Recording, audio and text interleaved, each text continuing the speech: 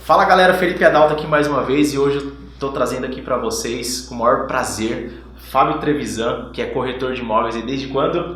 Desde 2003. Desde 2003, especialista aí no mercado Minha Casa Minha Vida, no mercado econômico, não é isso? Isso, já estou desde 2009 no mercado econômico. Show de bola, ele pegou desde o começo, então ele entende bastante. E eu convidei ele aqui para ele trazer alguma dica aí, esse mercado que passou por grandes mudanças, né, nesses últimos anos. Eu queria que você compartilhasse aí com a gente um ponto que você acha que é importante, que o corretor de imóveis não pode deixar de ter hoje, uma dica aí que você acredita que faz a diferença para o corretor de imóveis continuar na profissão e ter bons resultados. Muito bom. Essa é uma pergunta muito bacana porque a gente vem percebendo que os corretores, se eles não se profissionalizar constantemente, ele fica para trás. Show. Antigamente o mercado ele mudava a cada 1 ano, a cada 2 anos. Hoje ele muda todo mês. Então se você não tiver antenado com as novidades, você fica para trás. E umas coisas que eu percebo que o corretor de sucesso ele tem algo em comum. Qual que é o foco dele? É ter um objetivo, traçar uma meta e ter um único foco.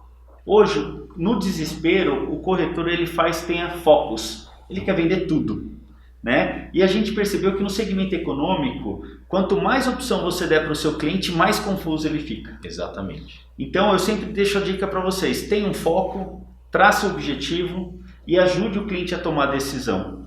Porque o cliente, o de econômico principalmente, o que acontece com ele, né? Ele tem medo, né? Quando você comprou seu imóvel, você não comprou com medo? Sempre. O primeiro imóvel a gente fica com aquele medo, acha que não vai conseguir, pagar, né? Imaginem, nós que trabalhamos no ramo, tem medo? Imagina o cliente que às vezes ele juntou a vida inteira o FGTS dele, às vezes ele juntou aquela quantia para dar de entrada, ou às vezes até assumir um compromisso, o medo que ele deve ter. Então, por esse motivo, a gente sempre orienta o corretor: não dê mais que 2 ou 3 opções para o cliente, né? E na verdade o segmento econômico ele é simples e prático, não é o que o cliente quer, é onde ele pode. Então, o que você tem que fazer? É desse produto que ele tem que comprar. É legal essa dica que você trouxe, que eu vejo muitos corretores que falam assim: mas a localização desse empreendimento é ruim. E você trouxe uma informação bem bacana. O primeiro imóvel o cliente não compra onde ele quer, ele compra onde ele consegue comprar. Que eu costumo dizer que é a escada. Costumo comparar com o primeiro carro para o homem. O homem quer comprar um carro, mas ele nunca consegue comprar o carro que ele quer. Ele compra o carro que dá e aí vende depois, paga, né, e vai aumentando o nível até ele chegar no carro que ele sempre sonhou. E é assim com o imóvel também, né? A pessoa compra o que consegue para sair do aluguel ou sair da casa dos pais, para dar a um próximo nível na vida, né? E depois vende esse imóvel, tem a valorização e aí consegue comprar um imóvel melhor. Você entende dessa maneira também? Eu não só entendo, como eu até falo um pouco sobre comparativo sobre o veículo, né? Quando você compra o primeiro carro, nunca é o carro que você quer. O imóvel também não pode ser diferente. Só que tem um diferencial. O imóvel, eu não conheço ninguém que comprou o imóvel por 100 mil e vendeu por 90.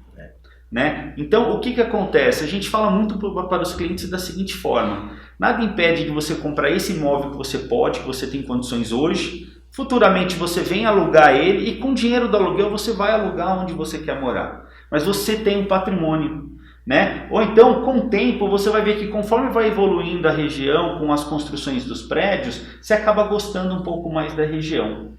Né? Então, um imóvel não é uma dívida, não é algo que você vai perder dinheiro. Eu não conheço ninguém que comprou imóvel e perdeu dinheiro.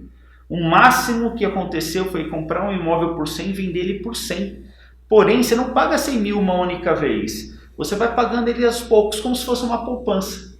Né? E aproveitando essa questão, nós são ciclos na vida, né? Sim. Então, o que acontece? Hoje é a bola da vez do econômico.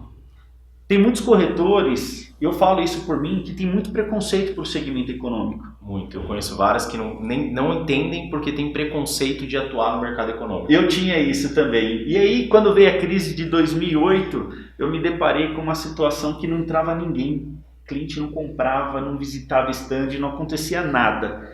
E eu percebi que foi bem na época do boom do Minha Casa Minha Vida, que tinha filas de clientes compradores. O que aconteceu? Foi aí que eu coloquei a minha coragem e falei, não, eu vou trabalhar nesse segmento econômico. Foi um segmento que eu me identifiquei muito, né? Então eu falo para vocês, corretores, por que o segmento econômico eu digo que é a realidade do corretor? Porque é onde todo mês ele vai vender pelo menos um e vai colocar seus 5 mil no bolso e vai pagar as despesas básicas. É o rendimento constante, né? Constante é aquela garantia que você pode assumir um compromisso porque você vai ter como honrar. Eu percebo isso porque um segmento de médio padrão, eu particularmente divido o segmento em 3 partes, né? Econômico, que vai até 240 mil, o médio padrão, que vai de 300 a 1,5 milhão, e o altíssimo padrão, que vai 1,5 milhão para cima. Eu percebo que o mercado de altíssimo padrão, ele não tem crise, porém a velocidade de vendas dele é muito menor, né? O médio padrão, eu entendo que é da seguinte forma, um cliente que compra um imóvel de 500 mil, ele compra um de 600 se ele gostar muito, se aperta e ele assume um compromisso, mas ele também encontra um de 400 que agrade ele e a família. E o que acontece? Ele tem um leque de opções de 70% do mercado para ele comprar. Então ele tem muitas opções, não só de imóveis, como de corretor também.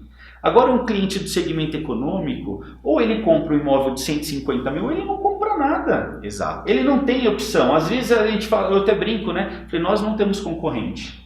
Falei, como não tem concorrente? A tenda está aí, a MRV está aí. Falei, então, mas aonde tem a tenda, onde tem MRV, não tem a plano. E com isso, o que acontece? Normalmente a tenda e a MRV, eles constroem muitas unidades em regiões um pouco mais distantes. E nós construímos uma torre ali, uma torre aqui, sempre próximo a algum transporte público. O que é importante. Que é importante. Isso facilita o trabalho do corretor.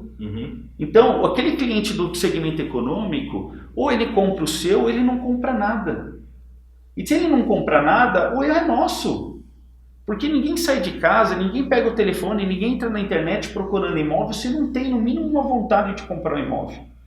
Né? E aí falta um pouco de nós corretores ajudar o cliente a tomar decisão. Nós somos um influenciador.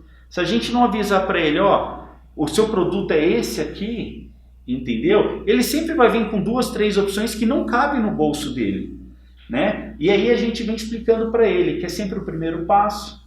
Daqui 2, 3 anos ele vai estar numa situação financeira um pouco melhor. O imóvel valoriza. Ele utiliza esse imóvel como uma forma de vender com valorização e comprar o que ele quer, e assim é a vida, né? Por melhor imóvel que seja, é natural de cada 5, 6 anos o brasileiro ele quer trocar de imóvel. Sim, existe um estudo que diz que o brasileiro ele troca de imóvel 3 vezes na vida, o mínimo, né?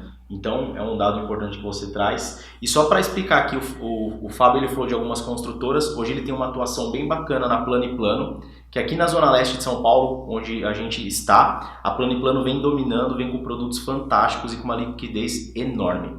Fábio, você falou sobre ciclo da vida, né? E eu queria aproveitar só esse assunto para a gente poder finalizar. Eu entendo que o mercado imobiliário também passa por ciclos, né? Sim. Tivemos ciclos de picos altos, picos baixos. E o que você entende? O que vem aí para o mercado imobiliário nesses próximos anos? Bom, o mercado, o pior já passou. Isso é fato, tá? A gente vem acompanhando que o mercado ele vem reagindo de uma forma muito positiva. Não só pela construtora que eu trabalho, mas todas as outras construtoras estão atuando. Legal. Isso é bom e ao mesmo tempo ele é muito ruim para o corretor.